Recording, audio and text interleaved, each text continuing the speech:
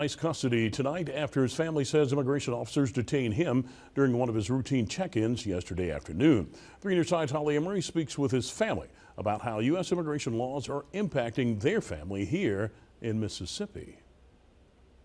How far would you go to help your family? For 39-year-old Baldomero Orozco from Guatemala, that answer is breaking U.S. immigration laws. The immigration raids in 2019, many people were taken and detained. My husband was unfortunately one of those people who were working there and was also detained.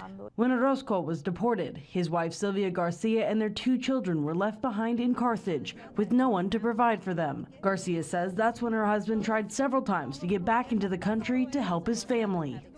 There was a situation where I needed a cornea transplant. He came back but was deported. The second time was in COVID-19. The third time, he came to help me after my femur was fractured during an accident. After serving time in prison and being caught for the 3rd time on this side of the border, Orozco was sent to serve another 6 months in jail. But after pleading to ICE, Garcia says her husband was allowed to return to them, work and check in with the ICE office each month. When he went in yesterday to check in, they detained him. They didn't give us a reason for why he was detained. He doesn't have any lawsuits against him. Advocacy groups and Orozco's family began fighting last night to get him back home with his family. He is a hard worker, a loving father, and he has nothing against him. No drugs, no DUI, no records against him.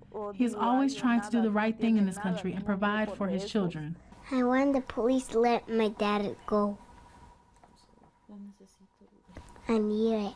While Garcia understands her husband broke immigration laws in the past, she's hoping ICE and state leaders will allow him to prove he's not a flight risk and remain with his family. He is a good husband and hard worker for the family, for his children.